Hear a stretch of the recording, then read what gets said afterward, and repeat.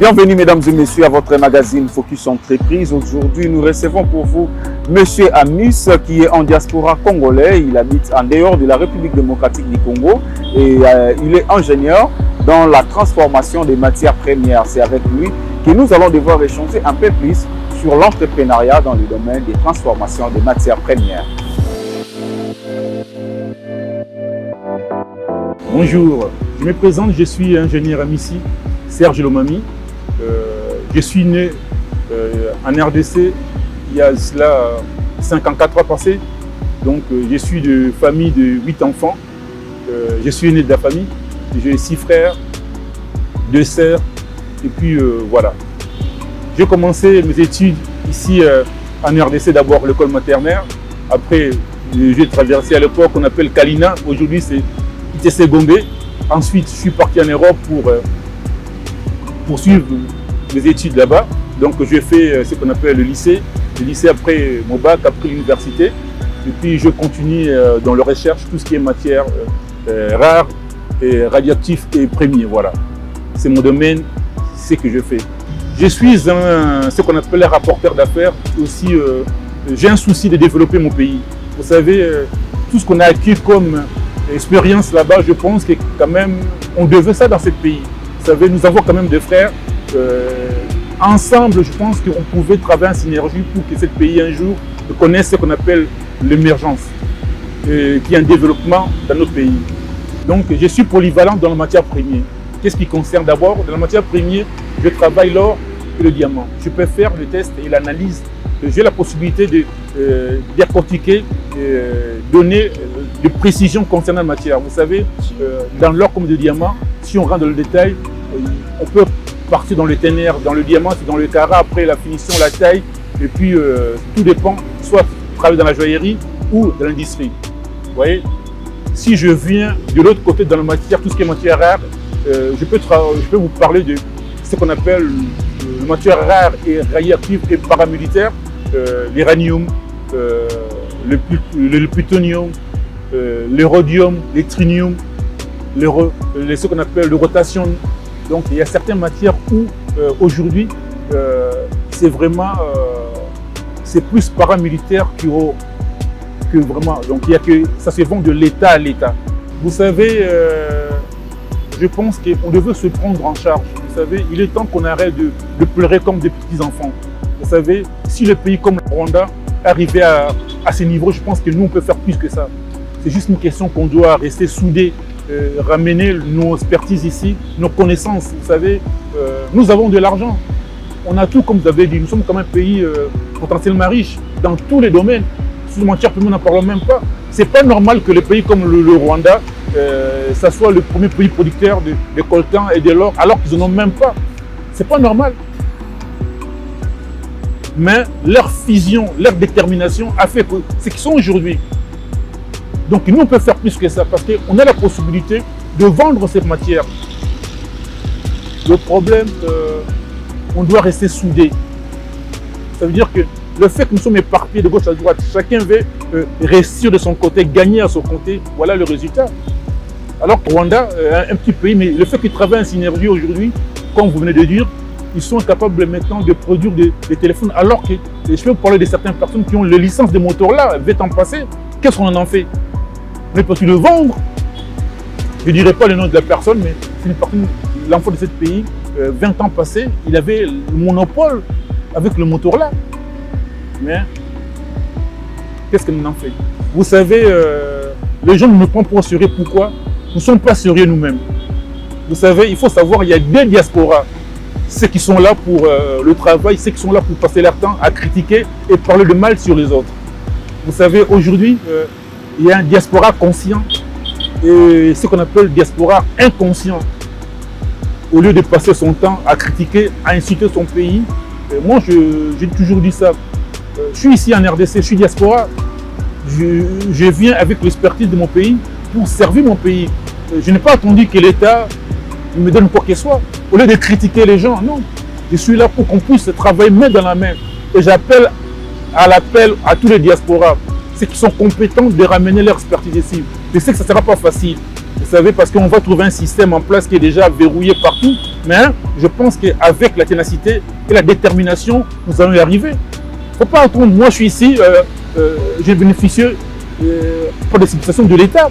Et pourtant, je suis là pour répondre présent à l'appel du chef de l'État pour développer ce pays. Vous savez, on ne peut que réussir si on s'en prend en charge. Il est temps que nous, les Congolais, on doit se prendre entre nous. Moi, ce sont des faux débats. En RDC, le tribalisme n'existe pas. Vous savez, que ce soit Moulouba, Moussoïl, Moukongo, peu importe, nous sommes des Congolais, l'enfant de ce pays. La question que nous devons poser aujourd'hui, qu'est-ce que nous allons laisser à nos enfants, la génération future? Qu'est-ce que nous allons leur léguer? Moi, je pense que ce n'est pas encore porté au cœur, parce que souvent, les gens font plus confiance à l'étranger que l'enfant du pays. Moi, je pense que nous devons soutenir dans le plan de tous les secteurs, que ce soit les petits commerçants, depuis nos frères de cabine de coin, tout ça contribue à le développement du pays. Par exemple, quand on prend le moto aujourd'hui, ces gens-là, ils sont aussi importants parce qu'ils payent quand même des impôts.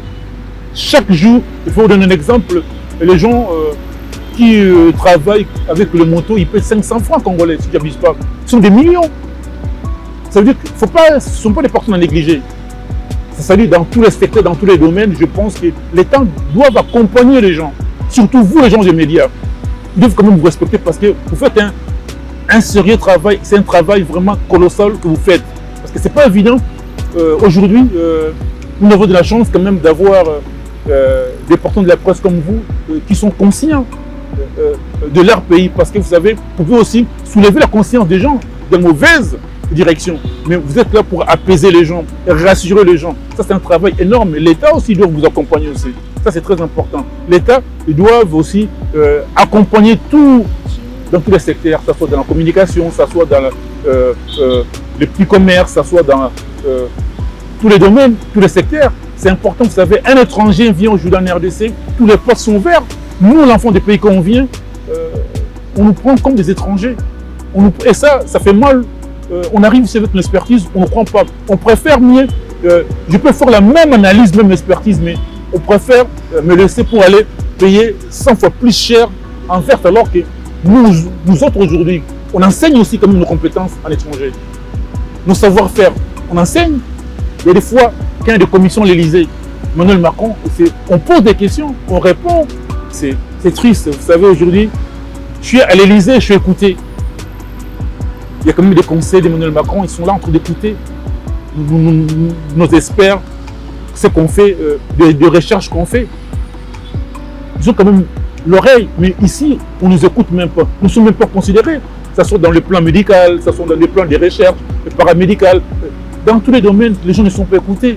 Ça, c'est pas correct. C'est pas normal. Moi, je pense qu'aujourd'hui, je ne suis pas là pour critiquer les gens. Je ne suis pas pour parler de mal de mon pays. Mais je suis là pour que l'État ouvre les yeux. Où on va dans quelle direction? Comme je vous ai dit, dans 30 ou 20 ans, qu'est-ce qu'on va léguer à nos frères? Nous allons passer. Mais qu'est-ce qu'on doit léguer? Il n'y a rien. Aujourd'hui, moi, je pense que c'est un travail qui ça nous concerne tous. Ça veut dire que d'être conscient. Il est temps qu'on arrête de croire que les étrangers sont beaucoup plus intelligents que les Congolais. C'est archi faux. Moi, en étant commercial, quand je travaillais chez Célio, pendant presque 10 ans, j'étais directeur aux Champs-Élysées. Combien de blancs que moi j'ai formé comme directeur? J'étais à Reims, j'étais à Las Vegas. J'ai reçu la reconnaissance européenne des services qualité rendus dans mon travail. Mais alors qu'ici, nous ne sommes même pas valorisés. Je ne suis pas le seul. Beaucoup de gens qui viennent, souvent, ils prennent leurs valises et puis parce qu'ils ne sont pas valorisés. La personne qui vient, il est démoralisé. Il préfère mieux aller donner son savoir-faire à un étranger, alors qu'on peut faire aujourd'hui, par exemple, quand tu prends dans les plans sportifs, en France, la plupart des joueurs sont des Congolais. Pourquoi ils ont choisi? Ce n'est pas par plaisir ni par rapport à l'argent, non. Parce que quand quand ils sont ici dans leur pays, ils ne sont même pas reconnus. Ils ne sont même pas reconnus. On ne leur donne même pas la valeur qu'il faut. Alors que notre pays, c'est un pays où nous sommes potentiellement riches dans tous les domaines. Donc l'État devait quand même accompagner, prêter l'oreille. On ne doit pas seulement voir que notre pays, ça va se développer par rapport à la politique. Non, c'est archi faux. Notre pays peut se développer dans tous les domaines, sans exception. Et je ne suis pas là, et je répète encore, pour parler du mal, non. Pour faire des reproches aux gens, non. Je ne suis pas meilleur, non. Je suis là juste pour le peu, mon savoir-faire, mon expertise, porter un soutien de mon pays, pour éviter aujourd'hui qu'on nous utilise. Par exemple, toutes les recherches que j'ai faites vers le Bas-Congo, j'ai découvert des jugements importants, énormes. Mais quand je suis parti vers le Sergem, je ne suis même pas écouté. Et ça, c'est triste de voir que les gens ne sont pas considérés. Et la même qualité d'expertise qu'on doit faire. Par exemple, je vais vous donner un exemple. Vous, les personnes de la presse, quand un journaliste étranger il est ici, il est payé 10 fois plus cher que vous, alors que vous faites le même travail, peut-être mieux que cette personne. Pourquoi? Parce que c'est un Européen, parce que c'est un étranger. Non, je ne suis pas un raciste. Je suis une personne qui est ouverte de l'esprit. On doit d'abord nous valoriser nous-mêmes, les Congolais. Parce qu'il ne faut pas attendre que les étrangers vont venir nous valoriser. Ils vont toujours venir nous écraser, nous épiétiner. Ça, c'est non. Et moi, quand je vois nos compétences congolais, je vois la qualité de service de nos journalistes, sincèrement, il n'y a pas photo. Qu'est-ce qu'en étranger, ils ont de plus que nous? Quand on parle de Campus aujourd'hui a formé de meilleurs journalistes. Et à 35 ans passés, toute l'Afrique venait pour faire des études ici en RDC. Aujourd'hui, pourquoi ce n'est plus le cas? Parce qu'on ne prend pas conscience des bijoux que nous avons, cet pays, les jeux que nous avons, l'RDC. La différence entre la technologie interne et externe.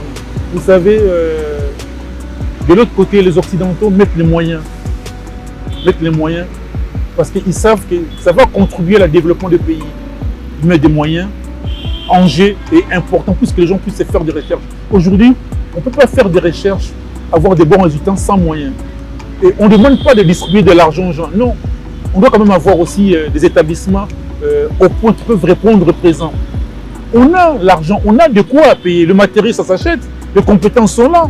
Aujourd'hui, les gens ne peuvent pas dire qu'ils sont plus compétents que nous. Non. Moi, je dirais, M. Claude, Ecofin TV, c'est la mauvaise foi. C'est notre mauvaise foi. On ne veut pas de ça. Parce que la plupart des personnes qui sont aujourd'hui au pouvoir, nos frères qui sont au pouvoir, la plupart, ils ont des compétences externes et extérieures. La plupart ont fini presque les études en Europe. Vous voyez, donc je ne suis pas là pour parler, pour dire que c'est meilleur ou pas. Non. Une personne qui a étudié dans de bonnes conditions ici à Kinshasa peut aussi être plus meilleur qu'en Europe. Aujourd'hui, je ne dis pas que parce que nous autres, on a eu la chance de finir. Non. Ou on est compétent, ou on n'est pas compétent. Moi, je pense que M. Claude, c'est la mauvaise volonté. C'est la mauvaise volonté parce qu'ils ne veulent pas mettre les moyens. Aujourd'hui, le diaspora contribue énormément. Parce que je pense que même vous aussi, vous avez de la famille en étranger. S'il y a un souci, on fait toujours appel à l'étranger. Quand il y a des problèmes de la famille, quand il y a des décès, aujourd'hui, quand vous voyez, c'est que la diaspora envoie en RDC par an, c'est énorme. C'est même plus important que le budget de RDC. Excusez-moi de dire ça, c'est la réalité. C'est la réalité. Aujourd'hui, allez juste dans les transferts d'argent et vous verrez, ce sont des millions, des milliards de dollars. Ça dépasse même le budget de notre pays. Ça, c'est triste. Vous savez, aujourd'hui, nous les diasporans, aujourd'hui, sans exception, je ne suis pas pour juger les gens, mais on contribue énormément. Parce qu'aujourd'hui, la plupart des pays, de familles, moindre accident, que ce soit des maladies, tout ça, l'argent vient de l'étranger. Vous êtes mieux placé pour le savoir. Et ça, je pense qu'on contribue énormément. Vous savez, mais on peut encore faire mieux que ça. Il n'y a pas que l'argent. À un moment donné, envoyer l'argent, ce n'est pas la solution, mais responsabiliser les gens. Si on peut ramener nos compétences ici, pour rapporter nos savoir-faire à nos frères qui sont ici, ça va nous éviter. À un moment donné, on n'aura pas toujours la force de travailler. Aujourd'hui, 53 ans quand même passés, bientôt retraite, je pense que je n'aurai pas encore, je n'aurai pas toujours la force de travailler. Vous savez, aujourd'hui, des gens qui envoient de l'argent il y a 30 ans passés, aujourd'hui, ils sont à la retraite. L'exemple de mes parents, ils sont à la retraite aujourd'hui.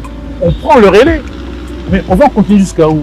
Alors que si on crée des emplois ici, on essaie de responsabiliser les gens, créer des entreprises, ça va éviter. Quand nous, Congolais, nous sommes arrivés, on vient ici en RDC pour s'implanter aussi et créer des emplois souvent. On a débuté à des soucis, à des très soucis. Les portes nous ont fermés. Un Congolais va payer 3 fois plus cher qu'un Nigérien. Et ça, c'est pas normal. Ça veut dire qu'on est débuté, ça veut dire qu'un petit papier, mais ça peut te prendre 6 mois alors que vous n'avez pas ça. Il faut rester sur place, il faut manger. À un moment donné, les gens, souvent, ils sont déçus de voir nos organismes nous fermer des portes. Ils vont dire, tiens, excusez-moi de parler pas à toi, ils croient qu'ils sont meilleurs qu'à nous. Non, les gens doivent savoir que nous sommes des Congolais. On ne vit pas en compétition. On n'est pas là pour montrer que nous sommes meilleurs. Non, ça c'est archi faux. Juste soutien. Si on peut créer certaines choses, ça va toujours contribuer au développement de notre pays. C'est ça. On n'est pas là pour montrer que nous sommes plus qualifiés. Non, c'est archi faux. Ça c'est un vrai souci. Un Libanais, un Algérien, Nigérien, les démarches peuvent faire en 48 heures, mais nous ça peut nous prendre 4-5 mois, voire même impossible. Souvent les gens, à la fin, ils prennent ces clics-là qui rentrent, il est déçu. Et ça, c'est pas correct. Par son Excellence, Monsieur le Président de la République, Monsieur Félix Antoine Tshisekedi, si je me trouvais en face de vous, je pense que vous êtes une personne qui a le souci, qui veut voir son pays émerger, qui veut voir son pays développer. Et ça, il n'y a pas photo. Si aujourd'hui, vous faites tout ce que vous faites, c'est pas facile. Je sais que Excellence, c'est pas facile. Mais sache qu'il y a beaucoup de gens qui partagent votre avis et qui veulent vous accompagner dans le même combat que vous êtes en train d'amener en RDC. C'est pas facile. Parce que vous avez trouvé un pays par terre dans beaucoup de secteurs, dans beaucoup de domaines, même dans l'économie. Si un jour j'ai l'occasion de me retrouver en face de vous, Excellence, je vous proposer qu'on puisse nous-mêmes prendre des produits à la face A et à la face B. Ça veut dire des produits premiers et produits finis. On a la possibilité de faire ça. Parce que si aujourd'hui on a eu la possibilité d'exercer en Europe et travailler, et être expert en Europe parce que nous sommes compétents. Et notre souci aussi est d'apporter cette souci, le savoir-faire. Moi, je voudrais un jour qu'on puisse installer des usines pour prendre des produits aux produits finis en RDC. On peut le faire, son Excellence. Nous sommes compétents. Accordez-nous la chance pour montrer de quoi nous sommes capables. Il est temps qu'on arrête de se distraire de gauche à droite. Non, nos compétences, Excellence, doivent vous accompagner dans vos démarches. Voilà. Vous avez compris que nous sommes arrivés pratiquement à la fin de votre émission Focus Entreprise.